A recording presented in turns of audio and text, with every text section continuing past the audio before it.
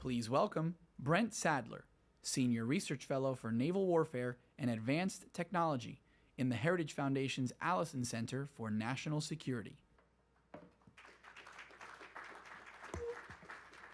Good morning, and thank you. For some of you may have come a little early. I apologize for what you had to brave coming in through. We had some folks of an opposing viewpoint, which we welcome. It can be a little loud and use some very profane language, and hopefully we won't see it on the way out. But again, thank you for your time today. Hopefully it's enlightening. It's got some new ideas, getting people to think perhaps differently about topics that we're going to discuss. Again, Heritage is a conservative think tank, but we welcome lots of viewpoints, and hopefully we'll have a very robust question and answer. I'm joined today by an old shipmate and friend, Alex Wooley, and I'll give a more proper introduction to him later. But the topic for the day is really an analysis of American statecraft. And there's two books. You may have seen up in the front when you came in. The first one came out 2 years ago. It was also kind of the context behind Alex and I talking about 2 years ago on China's investments in ports across the world and where there could be potential new bases. Sadly, American statecraft has not been up to the challenge. And you may ask, what exactly do you mean by statecraft? And that's the execution of national power, both in the economic, the military, the diplomatic, and the societal. We have not adapted, and there's been failure after failure.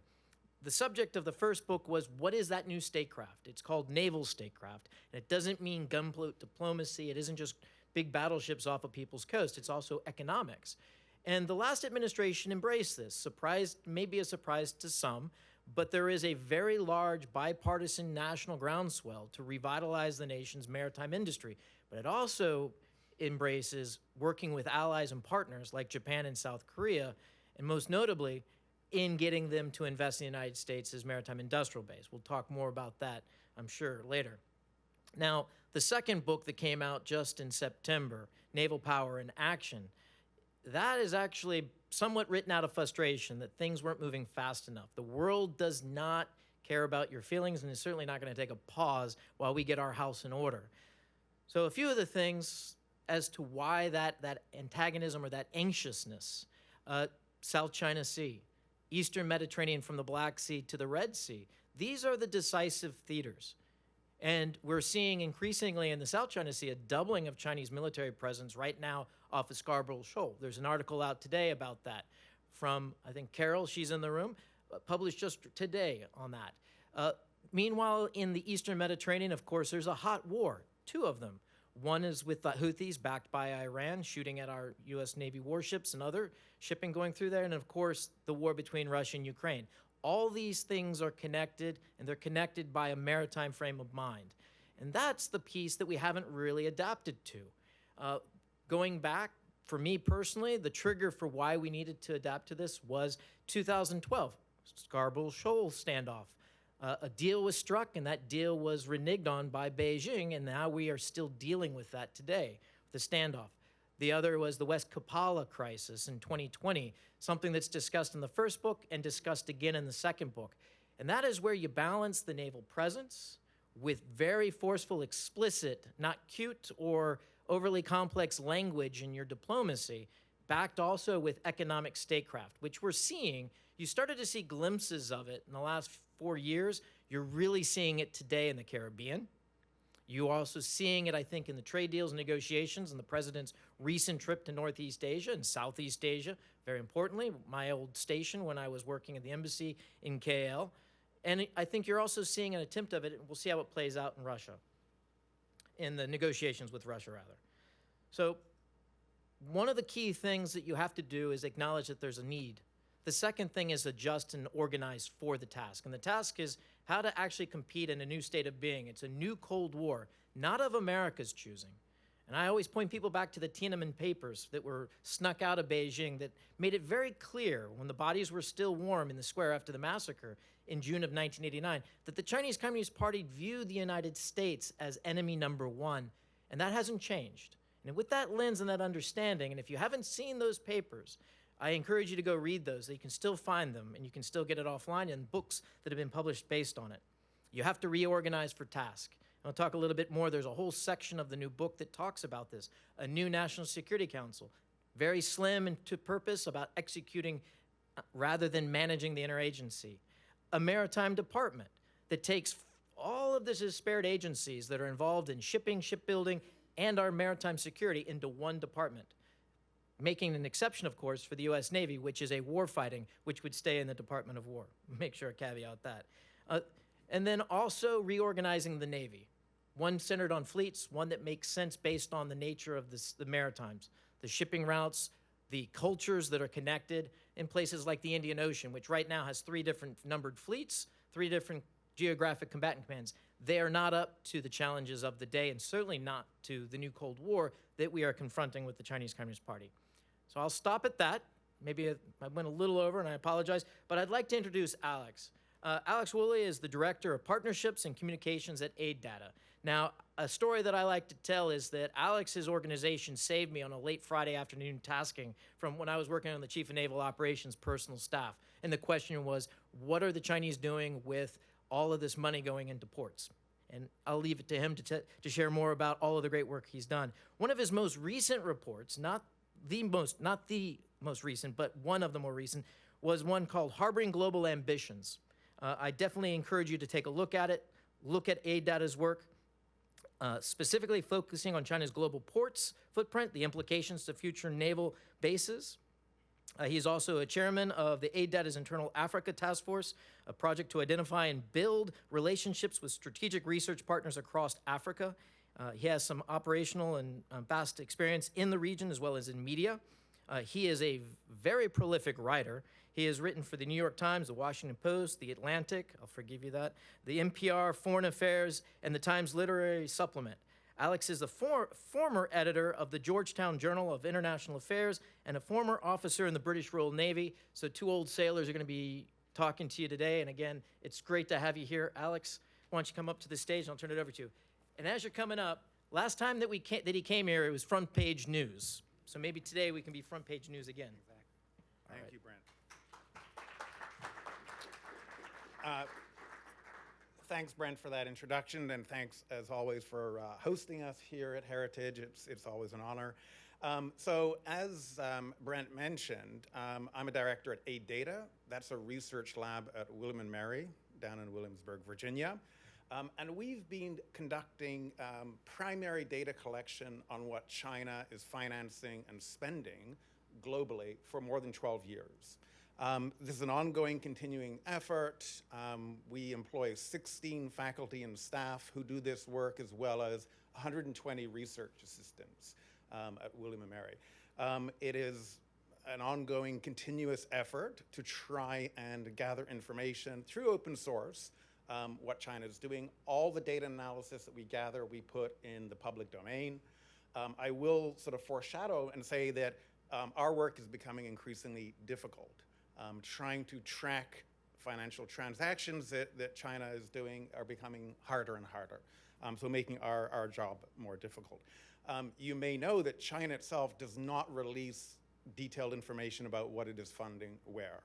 And this was the original genesis for the project some 12 years ago. We recently released a comprehensive data set looking at Chinese financing globally. It's the largest, most comprehensive data set of its kind in the world.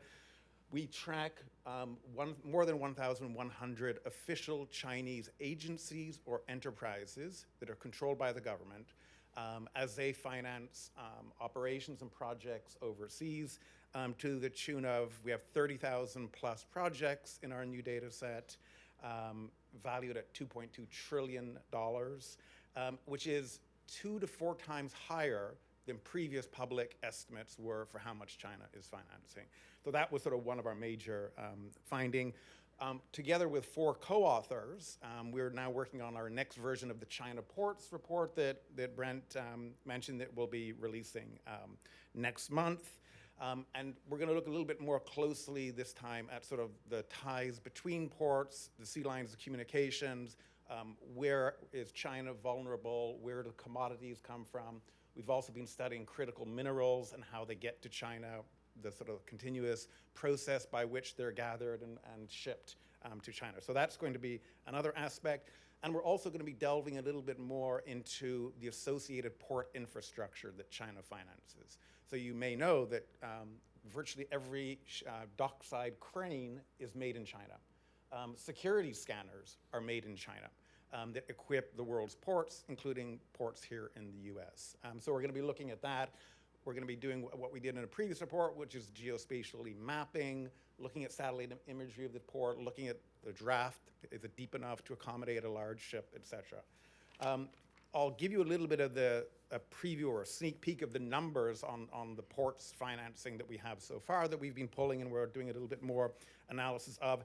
So we capture in our new data set 181 ports projects worldwide that China is financing, worth about $32 billion.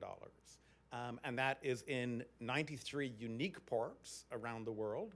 And then we also capture 278 equipment for ports projects as well, worldwide, worth about another $3 billion in 57 unique ports. What is interesting is about a third of the ports that we look at are now in high-income countries, so China financing the wealthier countries, and about 40% are in Europe. So about 40% of the port financing that China does is in Europe. There's a couple of takeaways, and some of these build on the previous report that we did as well. One is that China has truly a global portfolio of ports worldwide. They are everywhere, and some of them are very well-known names, right under your nose, and other ones are in places that you've perhaps never heard of.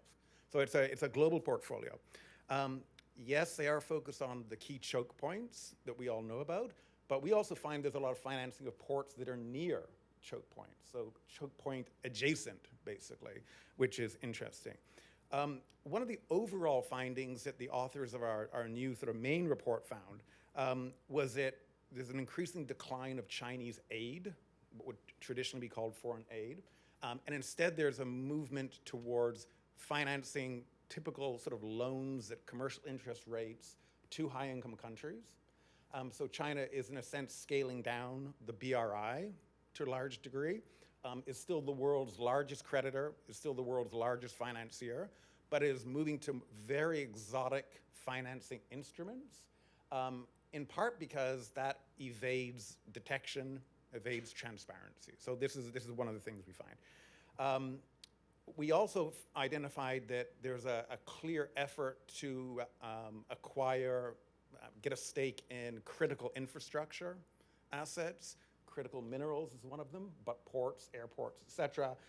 As you probably all know, sort of Piraeus port in Greece, Darwin in Australia, critical minerals in Greenland, in DRC, in Peru, et cetera. We also do an analysis looking at China's cross-border lending activities versus their stated economic statecraft party priorities. And we find increasing overlap with that. So what the government wants to do is where the money is flowing, basically, for those sort of national priorities that China has. Interesting, I think, from the ports point of view, which I think is interesting, is the ports are an end in itself because it sort of reaffirms China's maritime dominance or attempt to be maritime dominant. And it also provides the means by which they get these critical commodities and minerals, et cetera, to China. So it's almost a sort of double win from our point of view. I think another sort of key takeaway from this report and our larger report as well that I'm sure will sort of resonate with Brent is that China is really playing the long game, and they have been for decades. And so while the US was largely paying attention to other areas of the world, China was patiently building these long-term relationships with countries to build ports. You don't build a port overnight. So China has been sort of very sort of patiently involved in this, and we even see this in sort of the type of transactions they do. So they typically will have a series of loans or grants that build up their equity stake in a port, for example. So it's a very sort of patient, initially they may be taking a minority stake, then it slowly grows. Another aspect of their sort of work, which I think is interesting, is they increasingly want to be involved in syndicated loans to acquire ports. So they want to be involved with other financiers. There's increasing secrecy around those loans, and a lot of them now go through offshore centers.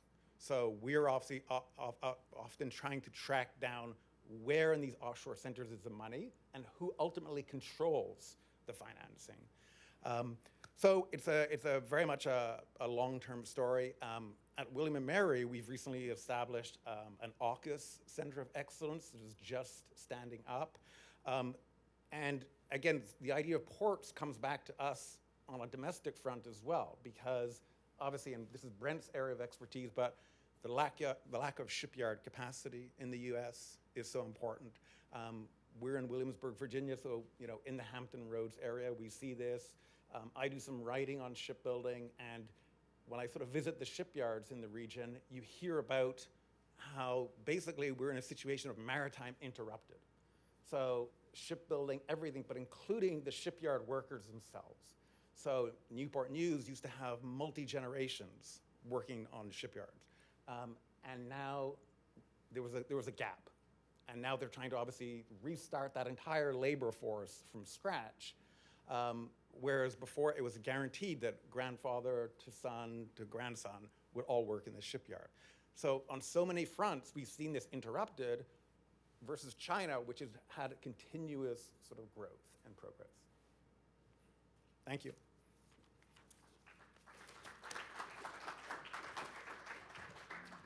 So thank you. We're going to shift to a moderated panel. Jeff Smith will lead, who's here from the Heritage Foundation. I don't need an introduction. Okay. How you doing? Good. Well, fascinating discussion already. Eager to dive in, and also especially to leave some time for Q&A with the audience and those of you at home who are submitting questions digitally. I wanted to start off maybe asking both of you to tease out what I think is one of the core points of this discussion, which has been mentioned, but I think deserves more clarity and flavor. China is increasingly active in port projects around the world. The data on that is very clear. First question, what is China getting out of these port investments? Beyond merely commercial transactions, and why do we care? Why should we care? That question will go to both of you, but Alex first. Yeah, I think there's a fundamental question, and it doesn't necessarily have to be either or, but is, and there's almost two camps on this, which is China engaged in building and expanding ports worldwide purely from the commercial profit motive, because they want to be able to sort of control the means by which they acquire commodities, et cetera. They want to make a profit. They're very capitalistic, despite their ideology, versus a clear, strategic, cohesive, geostrategic aim that is in place, basically. And so everyone else is following.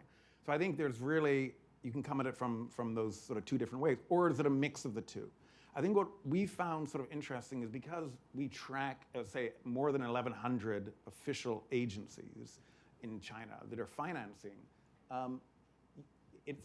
you can wonder, can it all be coordinated and controlled from one central place or not?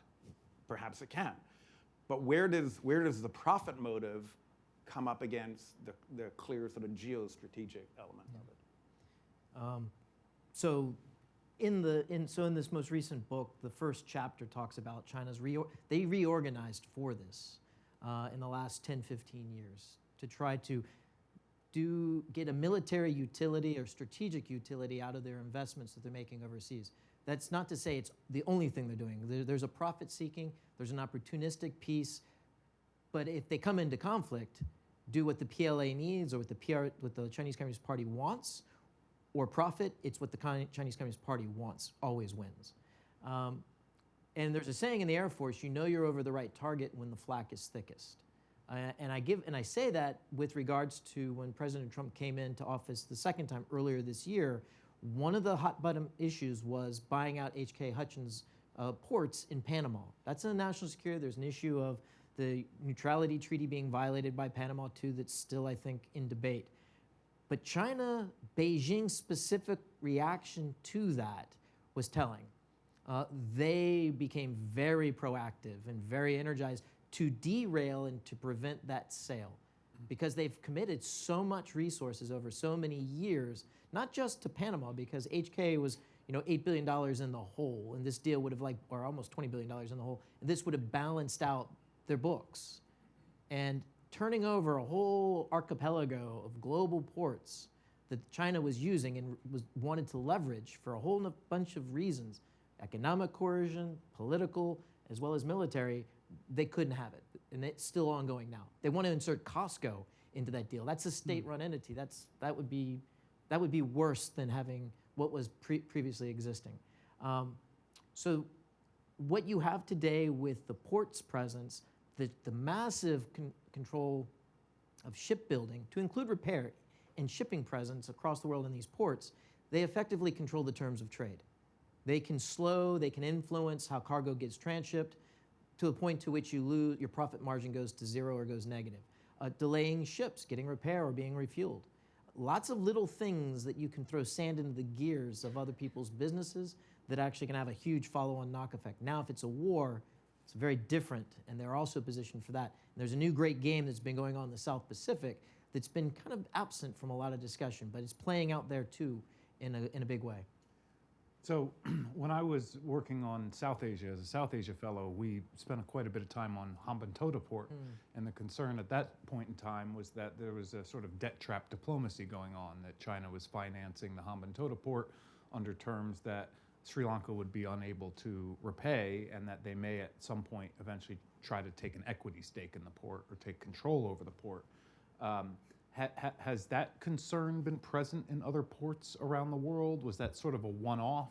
Is the concern more about sort of Chinese activities at the port, that they may now have opportunities for espionage, maritime domain awareness, access to critical infrastructure in the country? Is the debt trap diplomacy still a concern? Yeah, I mean, sort of our position at AData is we don't sort of see debt trap diplomacy as it's traditionally identified, where you're physically taking ownership of a facility. But what we do see is basically sort of countries getting themselves into hot water financially, and China acquiring larger stakes in ports. And also, very interesting, having mechanisms by which they are always paid first. So in other words, a country has a Chinese investment for a port, but it also has money from the World Bank, maybe from the US, DFC, et cetera. When you dig out some of the secret clauses in these contracts, you'll find out that that's all great and good, but you pay us first. And they have to, for example, set up cash accounts, countries do, whereby China can directly, and in banks in China, where they will directly take the money out. And they have arrangements whereby the countries that are natural resource rich, there'll be a deal whereby sort of China, the sale of those commodities is going directly to China. So oil and coal and stuff like that. So they're guaranteed they get paid first, because as soon as the commodities are sold, the future commodities, the money goes to them. They also, interestingly, in a lot of their contracts around ports and other projects, have a secrecy clause. So they'll say, here's the interest rate, and here's the deal, here's the details. You're not allowed to reveal this to anybody else. And so we will get contracts sent to us where we analyze this. Yeah. Very interesting. Yeah, I remember in the Hambantota case, there was a secret agreement that China would essentially enjoy sovereign control over the port and the airspace above the port. Originally, that agreement was later discovered by a later government and renegotiated, but it was sort of sticking secret provisions into some of these arrangements that became extremely problematic. Brent, I want to turn to you, because both of your books, especially the most recent book, argued that American statecraft is essentially broken and needs an update. Was there a particular turning point which led you to believe that we had tilted into incompetence in our statecraft? And what are the one or two top things we need to do to right the ship? Yeah, specifically, just keeping focused in on the statecraft with regards to China, and also with like national security aspects of this. It was that 2012 Scarborough Shoal, a deal that was struck with the White House at the time and between Beijing and Manila. The Chinese were supposed to vacate. The Filipinos did honor their part of the deal, and they vacated. The Chinese never did. They stayed. What that moment made it clear that hard power mattered, and also a trust but verify kind of approach. The Chinese were more than willing, and they had already were using cyber, and they were using economic tools to coerce Manila at the time. So seeing them use all of these, but then from the DC perspective, only fixating on the vessels that were at sea around the shoal was missing the greater game and pressure campaign that Beijing was running. So for me, that was the spark. The 2020 West Kapala incident was enlightening because I could see all of the elements coming together for how to respond in a way that would be very effective, but it was luck. That was not by design. And that's what cinched it for me, that the ideas and what I had seen operationally in Malaysia as a defense attaché, also through my wide experience with the shipping and the shipbuilding world, that this was the way to go. A maritime-centered global approach in a long-term strategic competitive posture in a naval statecraft kind of framework. And you saw some of it in the Indo-Pacific strategic framework as well. Okay. I guess, Alex, back to you. If it's a challenging state of affairs with China's shipbuilding and port access across the world, what can America do to better compete if we don't have the same state financing tools, we don't have the same industry of affordable infrastructure that we can provide? What should we be doing more of? I think there's a couple of realizations, sort of cold water in the face. One is, as I mentioned, that China has been doing this for decades. Our data covers 2000 to 2023 through the end of 2023. And we see these port investments throughout that basically 24-year period. And so it's been a long-standing effort, and obviously they were also building ports before 2000, but that's where we start our data collection from. It's been a long-standing effort, and it's difficult to catch up with that. We said in our first report, I think you really have to sort of pick and choose, if you're the US, where you're going to try and compete against China, because it'll be very difficult to do it everywhere. And we also sort of, we want to sort of see like what investments make the most sense. Is it purely, again, sort of like a DFC commercially investing in US ports overseas, just in order, obviously, to sort of make a profit, et cetera, but establish US presence, versus dual use facilities, again, which is what we theorize China is interested in. They're not just doing this for financial reasons. They also want to be able to use these ports as potential naval facilities in the future, or listening posts. And then where should the US be investing in terms of solely a military base, for example? Mm-hmm. So I think these are all things that need to be thought through strategically. And then the biggest thing from my point of view is that then having the commitment to follow through long term. And that has always seemed to sort of waver a bit, whereas you're not really seeing China wavering, you're seeing China double down. If I can, also, you said DFC, so I'm compelled to. One of the other key incidents or issues that played out in my experience and somewhat involved in was the Subic Bay, when Hanjin, that was the South Korean company that was doing operations there, owned the yard, was going bankrupt. And the Chinese were ready, and they had an offer to buy this very strategically important port in the Philippines that fronts into the South China Sea. The current Deputy Secretary of Defense was the CEO of Cerebus. Cerebus was one of the players to orchestrate a financial deal to prevent that from happening. This is the economic element of naval statecraft at play. There's more to be done. I'm heartened by a change of culture and approach at DFC, the Development Finance Corporation, that was repurposed from OPIC into what is now the Development Finance Corporation in 2018 with the BUILD Act. I think they're finally changing, and they're starting to get serious about infrastructure that has real strategic value. Mm-hmm. To get to Alex's point, you can't be everywhere, so we have to figure out where it matters. South China Sea is one of those decisive theaters. The other one, I think, is increasingly looking out over towards the Eastern Mediterranean because the goal is you want to attract your biggest competitor, not that can spread all over the world and cause all kinds of problems for you to have to deal with. You'd rather kind of focus where they have to act so you can regain the strategic initiative. South China Sea, Southeast Asia is number one. I think the Eastern Mediterranean is a very strong case for number two. So you mentioned, Brent, in your remarks, Scarborough Shoal incident, the West Capella incident. Yes. Where are we seeing naval statecraft in action today? I think there's a very strong case to be made that what you're seeing in the Caribbean and the Eastern Pacific going after the narco-terror cartels is another case of this. The military force that's being used, it's very clear. It started going after drug boats in the Caribbean, but then it spread to the Pacific. The reason for that, and the only rationale for that, is they're attacking the business model of the cartels. They rely on moving their product to the United States and to Europe. And the shipping routes go across international sea and air routes. If you were just to use the military in a military kind of role, you wouldn't be doing this way. So I see this as naval statecraft in action, a more lethal version of it, but the same. You are using your military with the economics in mind. Alex, you mentioned the Belt and Road Initiative briefly in your remarks. That's something we hear less about these days. I remember years ago that was everywhere. Is that still a part of China's global infrastructure financing? Has it just been de-emphasized? Have the terms changed? I mean, some countries have backed out of it, obviously.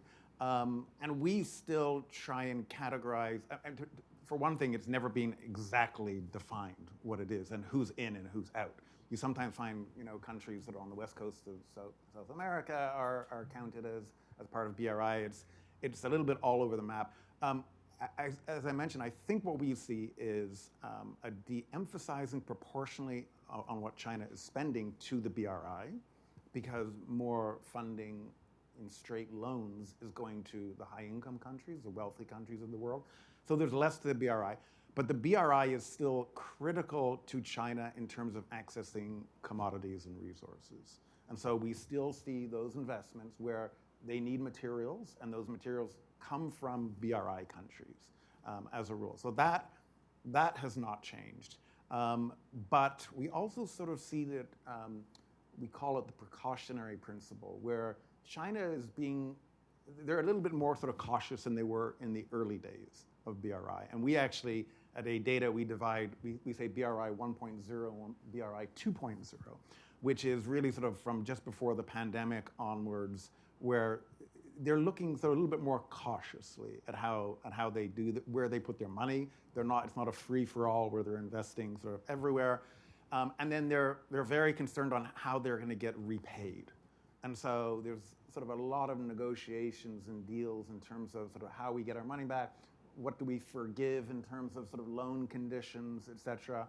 And we also sort of see as countries adopt more stringent screening mechanisms that China very often will move somewhere else, basically. So the US, the UK, et cetera, other countries have, come in with these, regulations, rules. They have bodies which sort of say, okay, we're going to screen foreign investment in our country. Typically that will deter China to some degree and make them go somewhere else, which is one of the ways they do this is, as I mentioned, is through these syndicated loans and going through offshore centers, for example, to be able to sort of try and accomplish the same thing. Well, before we turn it over to the audience, Brent, maybe another quick preview from your book. Is American statecraft changing fast enough to win the new Cold War? Well, there's two sides to this equation. So in the book, it's all structured around an equation. It's deterring China, and I'm very much involved in the math that went into the Davidson window. So that's another deep dive for another day, another book perhaps. The goal is to deter conflict this decade so that there's enough time to adjust our institutions and also build up our military in league with our allies, our security treaty allies, so that we can continue that and maintain the peace from 2030 onward. just because we might deter or prevent a conflict in 2027, 2028, doesn't mean that we've actually deterred China from its strategic goals and its willingness to use force to achieve those. So statecraft ain't moving fast enough to it. The one that's most frustrating to me is the institutional adjustments that, for political, bureaucratic reasons, is always the hardest thing to change. And usually, unfortunately, it requires a crisis. We have a crisis that I think is being acknowledged for like the last several years with China, the supply chain issues that came out of COVID, the war in Ukraine, the war in the Middle East that we just went through. We're still fighting the Houthis in the Red Sea. So I think those things are all triggers. But the third element that we're missing is what's the plan, and that was what the book lays out. And I actually draft like what would be the next national security strategy, what would be the executive order for these things. So we need to reorganize.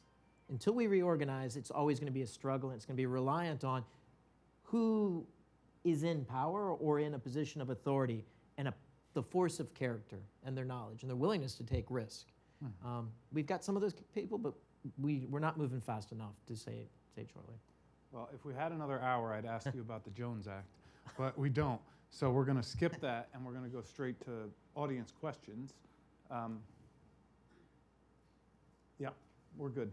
Up front here, do we have a mic? It's coming.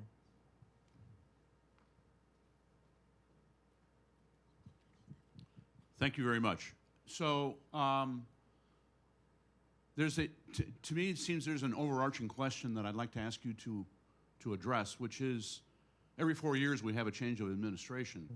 And if we take a look at what's been going on in the last 10 years, it's very difficult to achieve any kind of consensus. How do you see this as influencing these issues? If I can take that first, I actually see a consistency, and that 2012 Scarborough Shoal crisis had so thoroughly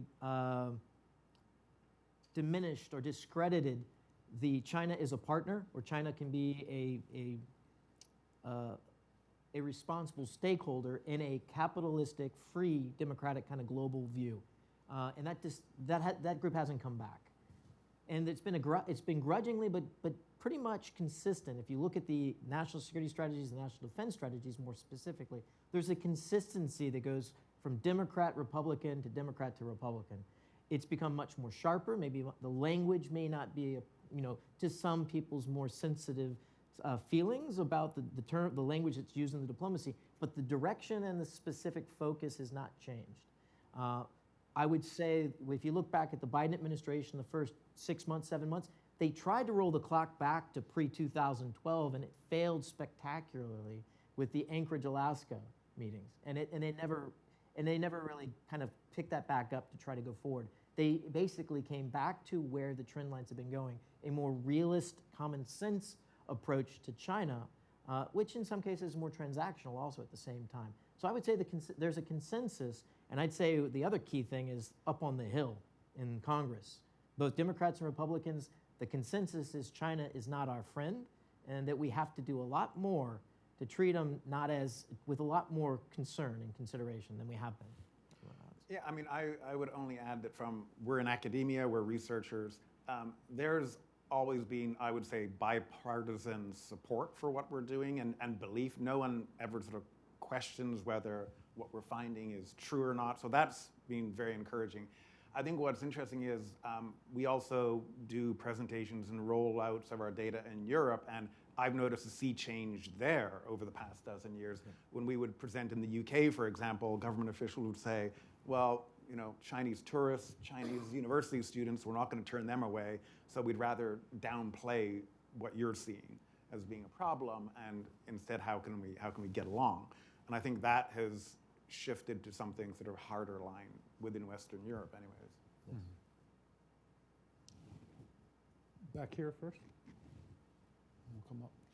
Yes, Virginia Allen with the Daily Signal. Wanted to ask a follow-up on that, specifically, Mr. Woodley. So you talk about giving those presentations. Have you seen an openness on the part of the Trump administration to look at your data, use your data? Is there an interest to really be looking at that, but then also to take action on it? Definitely there is there's always been heightened interest, but we've seen sort of access to our data, which again is all publicly available, increase steadily over the years. And it's funny because when we first started researching China a dozen years ago, we couldn't get any funding for the work, and no one was interested in the work. Everyone was focused on sort of still the Afghanistans and Iraq and stuff. So we were doing this largely on our own dime. But we've seen sort of steady increase. Sort of our executive director, Brad Parks, is regularly sort of called to the Hill, et cetera, to testify. And we're sort of in regular contact with US government officials as well about our research. And also, with governments and international organizations worldwide. Interestingly enough, when we just did our most recent release, we had a sudden spike in the days before from China itself. And we were surprised by this because we're banned in China. And then the spike abruptly dropped to 0 and spiked in Hong Kong. And it's been a bit of a sea change because we used to have the Chinese embassy would ask us, tell us about your data, in part because, as I say, we track 1,100 agencies. It's so siloed in China that if you're working for the Ministry of Foreign Affairs, MOFCOM, the commercial ministry, doesn't know what MOFA is spending. And so we found out from talking to sort of officials in China that they were using the data from a liberal arts college in Virginia to find out what they were doing overseas, collectively, holistically, because the officials themselves did not have access to that information. But, yeah. Got right here.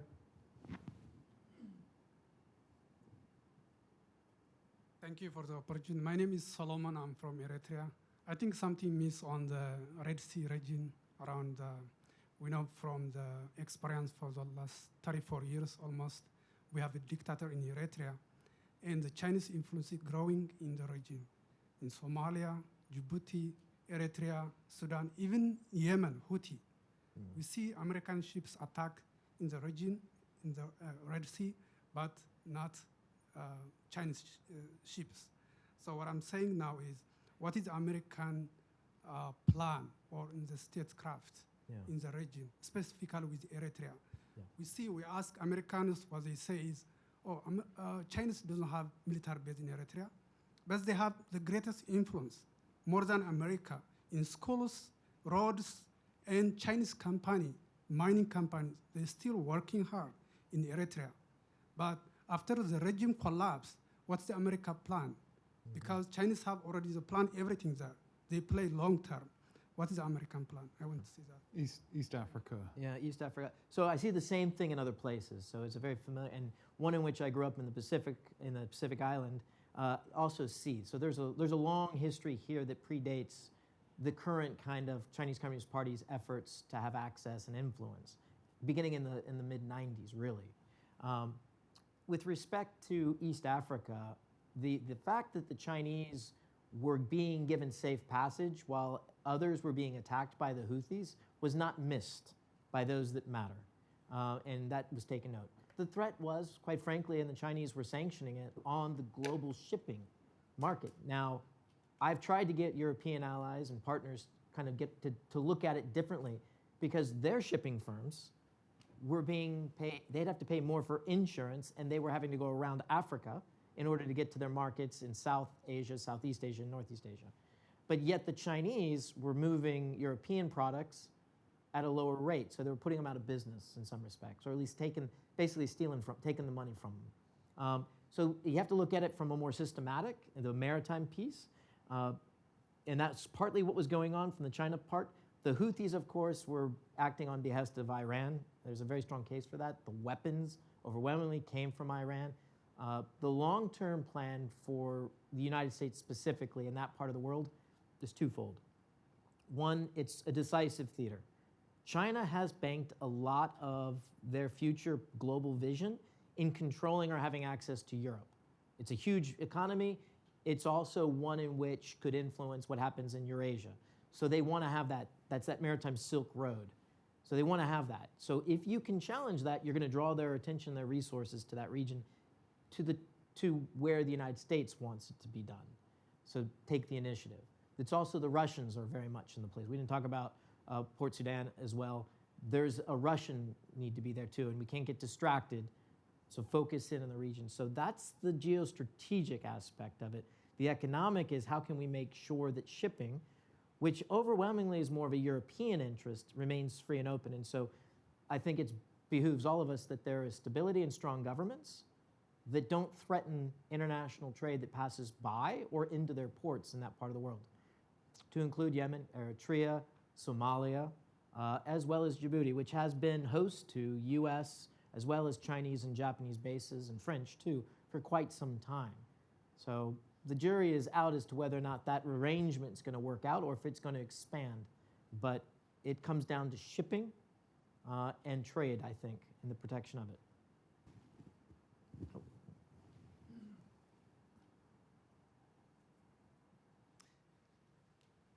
Good morning. Thanks a bunch for the briefing. Sergio de la Peña, given that technology is making it more difficult for us to hide, especially on water, and given that boats are made out of metal and metal doesn't float well if it's got holes in it, what is the plan for modifying aircraft carriers as the key platform for naval supremacy over time, given that it's going to be more difficult with the lethality of weapons and the ability to be spotted? What are we doing about looking at a next generation of aircraft carriers? Or we keep the ones we have, put more power on the platform so that you can have something like directed energy that can protect them? Or are we going to start looking at maybe smaller platforms? Yeah, it's great to see you again, Sergio, and apologize, I haven't been to as active as I need to be in another agenda that we share. The first book dives into this very deeply. I follow a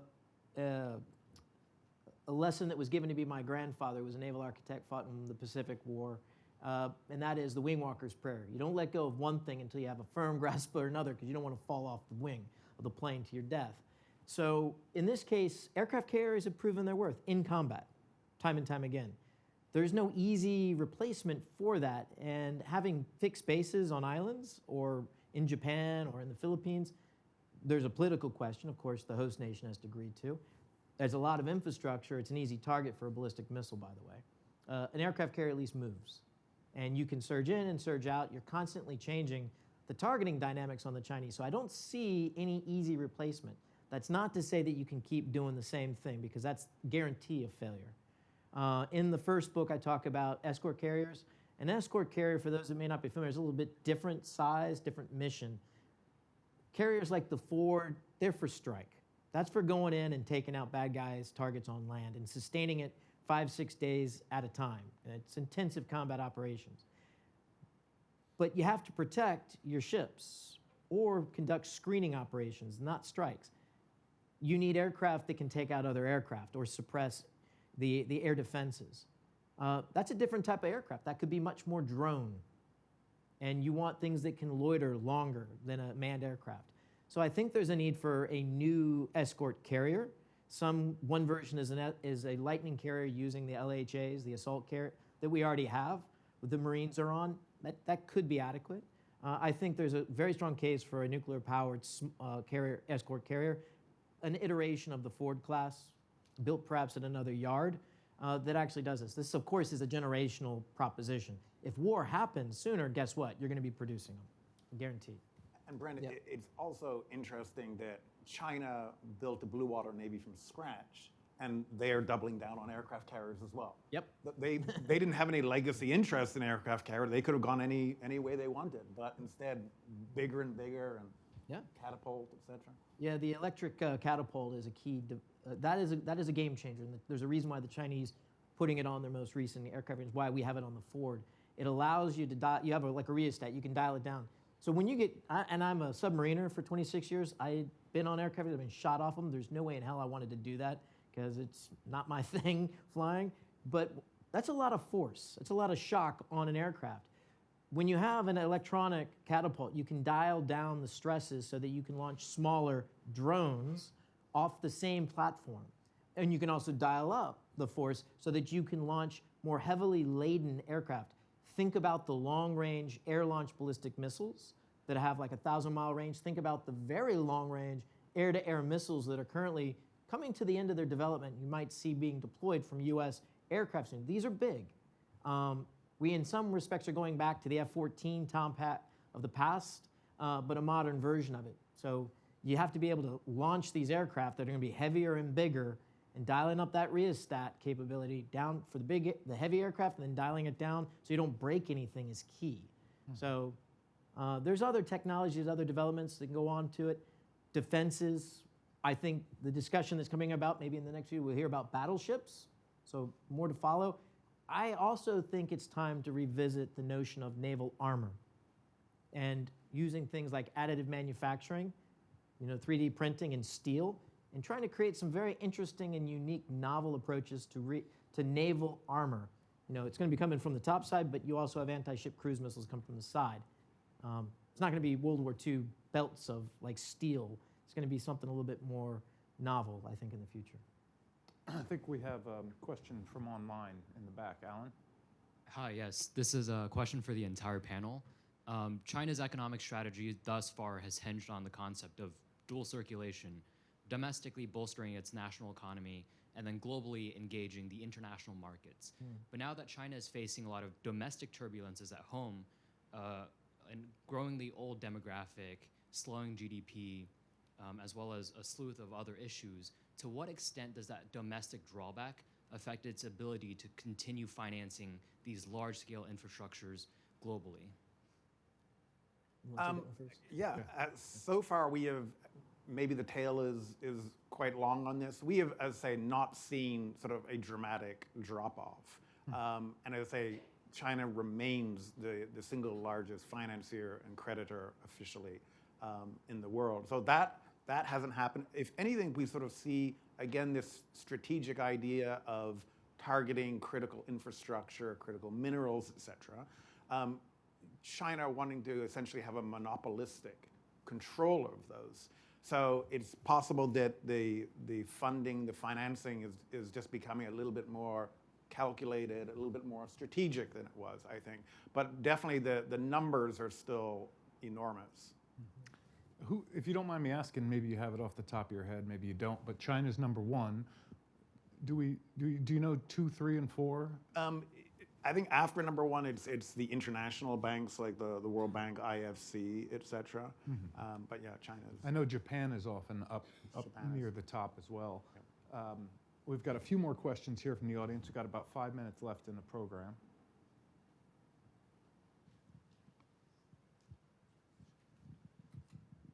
Thank you. I agree totally with your assessment that today we're in a far worse off position than we were in 1991 when the Soviet Union collapsed. So we haven't really done a very good job of managing the world. The object of strategy is to achieve some objective.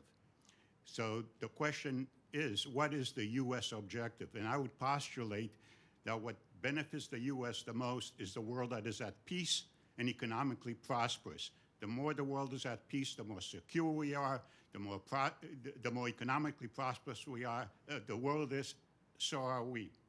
So the question then comes, is it now benefit for China, because everything we talked about China, they're really trying to improve their economic position. So is China improving in its economic position something that would benefit us and our goal and our objective, or is that a threat to us and it is going to take away from our threat? And I put it in the context that after World War II, we rehabilitated economically Germany and Japan, and they were key in being able to destroy or let the Soviet Union fail. And so the same question is our relationship with China. Do we benefit by having a relationship of confrontation, looking at them as an adversary, or is it better for us to look at them in a sense of collaboration, how we can create a win-win situation? And I would postulate over the last 30 years or so, the most successful international relationship up until recently has been the U.S.-China relationship. It was really good for China. It was really good for U.S. investors and the U.S. economy, for our T-bills and everything else. So what attitude should we take towards China, one of collaboration or one of confrontation? Well, I know Jeff's got some opinions on this one too, but I'll tell you from my experience, that was the consensus opinion. It was business. It's like the more that we did business with China, they would adopt a more free and open economic model. They're communist. It's state-controlled, and nothing can challenge the authority and the dominance of the Chinese Communist Party. In stop. And the reality, I think we've come to terms with that in the last few years, that what's good for China doesn't necessarily mean a win for anyone else. So we have to have a much more, some would say mercantilistic, I would say reciprocal relationship. And we have to be much more realist about what we're getting out of it. When you sign a contract with the Chinese, and I know this from many years of folks in business, that's not the end. And you can't assume that next year that they're still going to be doing what's written in the contract. It's a living document that they'll adjust when it no longer serves. So you have to be engaged. It's not like I got to the end point now where we can move to something else. No, it's a condition of being just in doing business with the Chinese. And the fact is we can't lose sight that they are an authoritative regime. They are not, they're not really focused in on advancing democracy, nor are they interested in advancing free and open markets either, because that does pose a risk, again, back to the Chinese Communist Party's monopoly of power and authority back home. So I think this view has actually shifted in the last few years. And I think it's a healthy one to be much more explicit about what we want in the relationship and also what our expectations are that are not philosophical or ideological, but more hard, easy, and tangible things. Like don't build a base on islands, man-made islands in the South China Sea. Don't support or allow your industry, chemical companies, shipping in fentanyl precursors. These are very specific things. Rather than you need to be much more, you have to have better human rights. That's not to say you don't have that discussion, but we need to be very specific and very focused, even on those formally like philosophical or ideological disputes that we've had with them. And we have to demand results. The other thing, in our very sort of narrow window that I work in, where you're looking at finance, I think you have to acknowledge that sort of China comes into it with the idea that there's a renunciation of international norms. And so, for example, most countries, organizations, they report to the OECD on what they're spending, et cetera. China all along in this area and others has basically said, we don't even like those bodies, those rules, the norms, the transparency, we're not interested in that. So they already come at it from this point of view of they're creating a parallel alternative order that they would like to welcome other sort of countries, et cetera, to join, and that our order is going to lose, basically, the international order that has been around for decades or centuries. So that, I think, is also sort of conscious. In the past, we've had rivals who still contribute to these international norms, et cetera, but they did not completely sort of depart from them, for example. Yeah, I guess I find the analogy with Japan and Germany a little odd. We developed a very constructive win-win relationship with them after they became allied democracies that were committed to non-aggression abroad. If China were to become an allied democracy committed to non-aggression abroad, we could have a very constructive relationship with them economically. That's not the case today. And I don't think anyone would have argued for us to have a better trading relationship with Imperial Japan or Nazi Germany back in the day to build a constructive win-win relationship with them. There were very good reasons why we didn't want that kind of relationship with them. So if China were to change, I'm sure our policy toward them would change. It looks like we've run out of time. Thank you especially to our guest speakers today. Thank you to the audience, everybody watching from home. Let's give them a round of applause.